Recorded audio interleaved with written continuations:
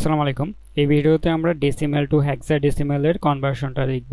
তো ধরো হচ্ছে আমাদেরকে একটা নাম্বার দেওয়া রয়েছে 46 অ্যান্ড এটা হচ্ছে আমাদেরকে ডেসিমেলে দেওয়া রয়েছে। তো এটাকে হচ্ছে আমাদেরকে কনভার্ট করা লাগবে কিসে, হেক্সাডেসিমেলে। তো হেক্সাডেসিমেলের আমরা বেস জানি কত, 16। তো আমরা যে বাইনারিতে কনভার্সন দেন হচ্ছে অক্টালে কনভার্সন ফুল সেম হচ্ছে এটাও। তো এটাকে হচ্ছে আমরা কি করব, যে বাইনারিতে করতে আমরা 2 দিয়ে ডিভাইড, দেন হচ্ছে আমরা অক্টালে করতাম 8 দিয়ে, তো হেক্সাডেসিমেলে করব আমরা 16 দিয়ে। তো 16 দিয়ে যখন করব, 16 দিয়ে কয়বার যায়, 16 দিয়ে হচ্ছে 46 দিয়ে হচ্ছে দুইবার। তো দুইবার গেলে হচ্ছে আমাদের কত আসে, আমাদের 16 গুণা 32।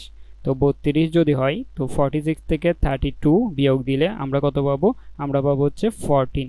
তো আমরা এখানে হচ্ছে কত লিখব, আমরা এখানে লিখব হচ্ছে 14 আমাদের অবশিষ্ট রয়েছে। দেন হচ্ছে আমরা 2 কে হচ্ছে আবার 16 দিয়ে দেওয়ার চেষ্টা করব। তো 16 দিয়ে দিলে আমাদের এখানে আসবে কত, 0, অ্যান্ড আমাদের এখানে অবশিষ্ট থাকবে হচ্ছে 2।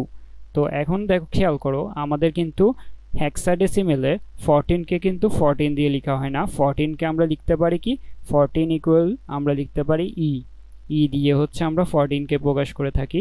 তো আমাদের এখানে আনসার কত হবে, আমরা হচ্ছে যদি নিচ থেকে ক্যালকুলেট করি, আমাদের এখানে আনসার আসবে হচ্ছে 2e16, অর্থাৎ 2e আমাদের বেস হবে কত, বেস হবে 16।